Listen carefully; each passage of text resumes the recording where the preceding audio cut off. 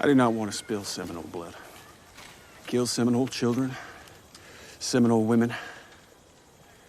Give us back the American property you stole from our good fellowmen, planters, and settlers, and I let you move to the Indian territory the U.S. government has provided for your people. You call human beings your property? They're slaves. You steal land. You steal life. You steal humans. What kind of species are you? This guy.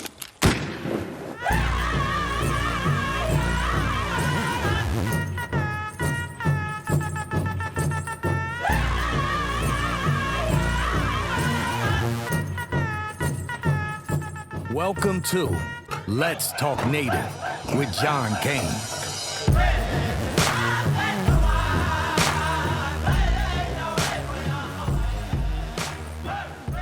So everyone, welcome to Let's Talk Native. I'm John Kane. I'm your host. Hey, I'm going to do something I don't do much of. I probably should do a little bit more of it, but I'm going to recommend a podcast. And these are friends of mine that do a podcast called Unfuck the Republic, otherwise known as UTR.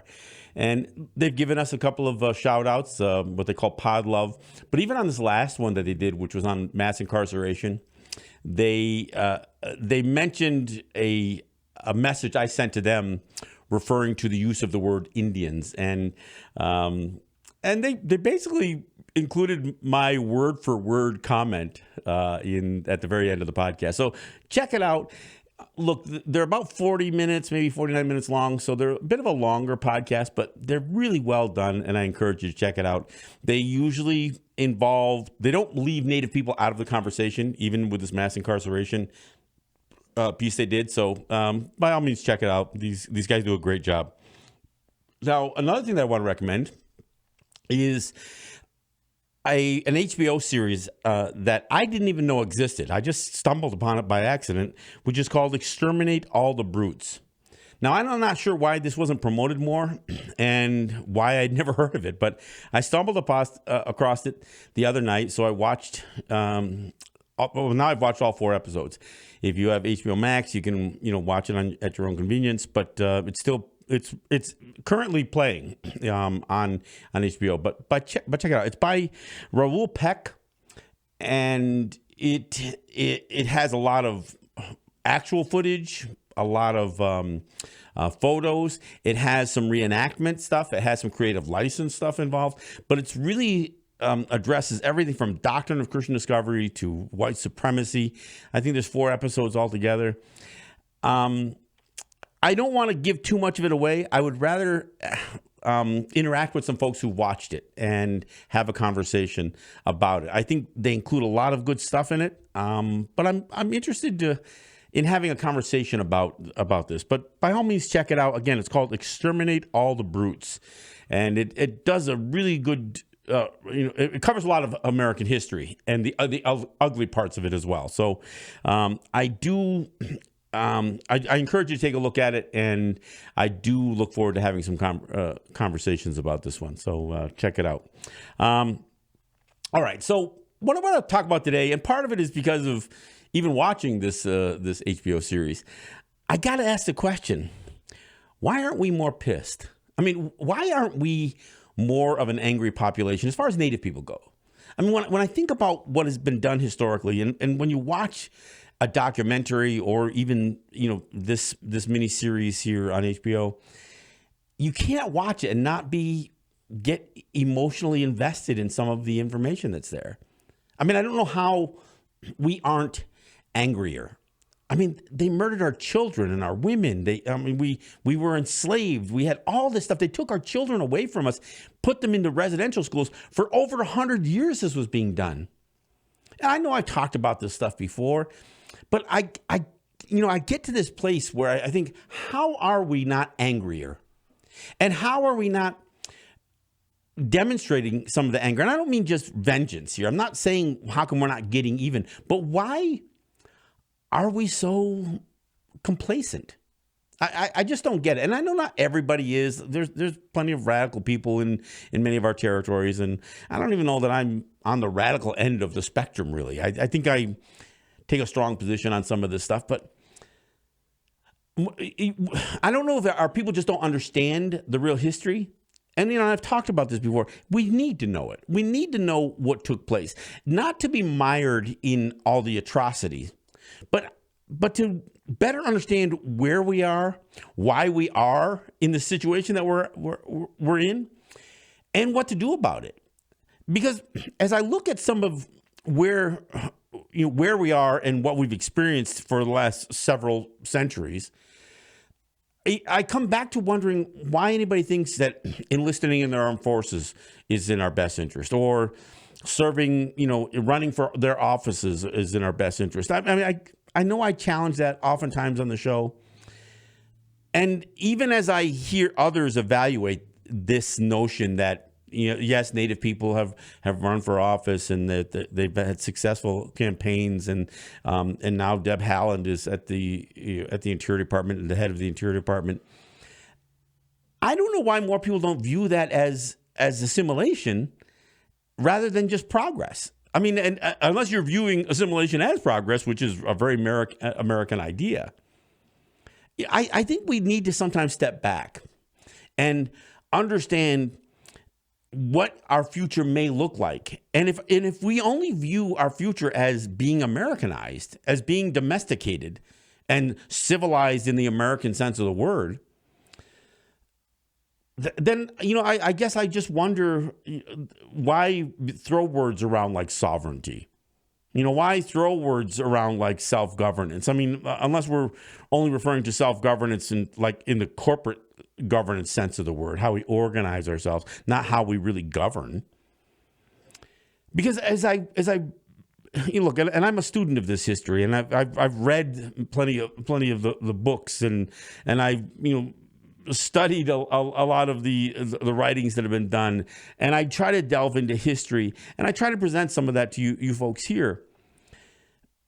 But I don't know how you experience any of this stuff and how you relive any of that history and not be angry. I mean, I still think back to reading the accounts of the Sand Creek Massacre, where a bunch of these white guys are just shooting at a child, walking a bit on the horizon among the dead bodies, a naked little toddler, crying and walking along the dead bodies, and these guys just taking a shot at him, not because they need to, just to see if they see who's a good enough shot to hit him, and of course they miss, and finally somebody hits him, and somebody is writing this account down, and if you read that, how do you not become emotionally invested in addressing those kinds of atrocities? Look, when we hear stories about scalpings of our women and our children and our men and being turned in for bounties, when you read that stuff, maybe we can distance ourselves from it a little bit. But Sand Creek, that happened during the Abraham Lincoln administration. And even as the really horrendous accounts of that come out, and people condemn Colonel Shivington for his actions in this slaughter, nothing ever happened to him.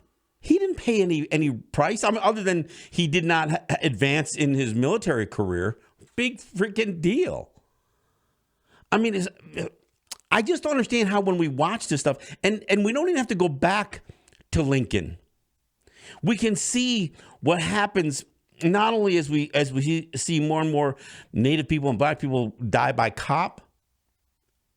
How do we not look at the numbers? How do we not look at the poverty? I mean, I had those two fantastic women from Pine Ridge on who were talking about the youth suicide problem in Pine Ridge, and it's not just in Pine Ridge, folks. It may be worse there, but it's bad in many places. The level of mental health problems that Native people have that really do have a direct correlation to intergenerational trauma is real, and it's with us today. These aren't problems that are disconnected from what generations of our people have experienced. And part of the problem is, and I've talked about this before, we are not really looking to solve the problems. We aren't really looking to address the abject poverty that exists in many of our territories. And we aren't addressing what we need to do to create hope for the future. And I know some people cringe at the word hope. But how do we create opportunities for our people? I mean, I heard somebody say in my mascot debate, oh yeah, that family who went to live in Cambridge, their grandfather worked hard to get his kids off the reservation so they could see opportunities. Well, for one thing, that's not true, but it is true that there's so very few opportunities on our territories that we do see. Oftentimes, the best path for success comes from leaving our native territories, disconnecting ourselves from our culture and our families and that legacy, that the ancestry. I understand much of that legacy is terrible, but it's still ours, and it still connects us to our ancestors. And I don't think we should whitewash that legacy. I think we have to own the horror of it. But we also have to own what each generation has been able to hand down in spite of the obstacles. And that should really, I mean, look, we should be not only proud of the fact that we have survived and proud of the fact that we are still here to advance ourselves, but we should have pride in the fact that we have been able to overcome adversity that most people never would have survived. And to be clear, it was never the plan for us to survive. I mean, it's covered a little bit in this documentary I was talking about. The plan was that we would just die out, that we were an inferior race, and an inferior race is just destined to go extinct. Once white men accepted the idea that, in spite of their religious beliefs, that there was this power of extinction, it was only an inferior creature, that would go extinct. That the superior would advance and the inferior would decline into extinction. That was their belief. And I would argue, considering what we have gone through, you could make a more compelling argument that our ability to survive these kinds of adversities shows not just the resilience, but perhaps that's an argument for superiority. Because I guarantee, as you're looking at everything that has come along with white supremacy, it's always been associated with their ability to kill. I mean, the ability to kill in massive ways, in the mass, weapons of mass destruction, and weapons that you could kill from a distance. And the more you could kill, and from the greater distance, I mean, look at the whole drone striking thing, the drone issues, the dropping of 2 atomic bombs on Japan. I mean, what an incredible feat the United States accomplished in being able to murder that many people and not even get your hands dirty. But see, that is what has advanced white supremacy more than anything else. So where does that leave us when we have been able to survive all of this stuff? And I will fight anybody on this. If you believe that our only path to survival has come when we've given up, it's simply not true. And even if there was a certain amount of teach your children quietly because someday sons and daughters will rise up and fight where we stood still. I know I'm quoting an 80s song, but but even if that's true, that's a strategy for resistance. It is not giving up. So as I address things like voting in their elections and serving in their military and becoming a part of their government, I mean, look, when I ask why aren't we more pissed, why aren't we more angry, that's one of the things that makes me angry. And look, I really do hope that Deb Haaland and other people who get into these positions of power or authority or whatever in the U.S. government, I hope that they do affect some change that is positive.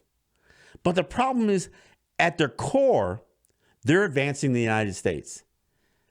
And that's what their job is the interest of the United States, the national interest.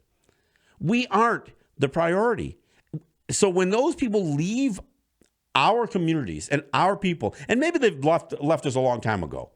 So it's not like the day that somebody runs for election, oh yeah, we lost them. That's not necessarily true. There's a trajectory that any individual who pursues national office or state office is already on. And at the very beginning of that trajectory is the idea that they don't see any opportunity on their own territory and they're not going to provide some. Or they think that the only way to help their people is to join the enemy, is to join the opposition and fix it from that. So, I mean, the bottom line is, whether you're pursuing a military career or a political career in that system, you are leaving something behind, your own people. And even if you have the greatest intentions of doing it, you have to overcome what that military has done to our people for hundreds of years. You have to overcome what that government. I mean, look, somebody put it real plainly. And I don't remember the guy's name, but they cited a quote from an interior secretary from 100 years ago who basically talked about our people needing to be exterminated. If we couldn't be civilized, we need to be exterminated. And now that's the job that Deb Haaland has. Well, that's the job. And that may have been a quote from an individual 100 years ago, but that was the job. That wasn't just the man. Now, I'm not saying that she's going to adopt that same, strategy or philosophy that's associated with the job, but it is still that job. So, and you have to overcome that. So do you say, okay, now I'm going to change everything? Really? Do you have the power to change everything? I'm not sure. But I guess, so when I ask the question, why aren't we more pissed? I guess I'm asking more than just, why aren't we angrier? I'm asking, why aren't we doing more? And, and I've talked about what we can do. I've talked about, trying to, solve our identity crises and those kinds of things. And look, are we accomplishing things? Sure we are. I mean, there's a good chance the Dakota Access Pipeline might be shut down. And it's not being shut down just because of federal environmental reviews. We had to push that issue. We have affected change. And you know how we affected it? With resistance. We didn't. I mean, I know they're going to say, well, a court ruled this way, or this president did this, or this agency did that. But none of that stuff would happen if we weren't having our blood spilt fighting these things. The mascot issue. And look, I do take a certain amount of pride in the fact that this is a fight that we're winning. We're pissing off a lot of white people in the process. Don't get me wrong. And there's a cost to that. I mean, there are places that, once we get one of those mascots removed from this town to that town, Native people aren't welcome in those towns anymore. We probably weren't that welcome there in the first place, but there's a cost that comes with the animosity that some of these fragile white people feel when they're forced to change something that they've become accustomed to. And what white people have become accustomed to is their privilege. It is their right to do whatever they feel they have the right, whatever they feel compelled to do. Whether that's, wear blackface or red face, or whether, it's to make, ethnic jokes, or, whether it's to mock people. I mean, when somebody feels like that's being taken, I mean, even Donald Trump, trying to mock a disabled reporter. There are white people who are offended that people called out Donald Trump for that. Because why shouldn't he have the right to mock somebody who's handicapped? That's the logic that exists here. So we need to push back on a lot. And look, when I talk about activism, I don't mean just fighting against something. I mean fighting for something. So if you see a documentary or hear a podcast, mine or anybody else's, that just gets you angry. Not because angry at me, but angry because of the subject matter that I'm covering. Then we got to decide what we do with that anger. Because anger is not a terrible emotion to have. It can be a motivating factor. So, I mean, you hear it all the time in sports, right? Oh, use that anger and, make you play better, or I don't know. But anger can be a motivating factor. So how do we harness that emotion?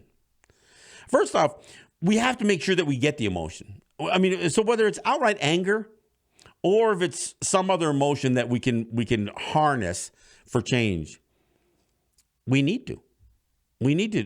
Look, the one thing I will say, and the fact that I've actually started this program by encouraging folks to listen to another podcast and to see a documentary, we need to do more of this stuff. And, Jake and I are committed to doing that. And things have been a little bit difficult because of the pandemic, and we hope to get more involved. But we need more Native people doing some of this stuff. See, because even as I watch, or hear another podcast or watch another documentary, I'm always going to find something there that, man, I wish they had covered this a little bit better.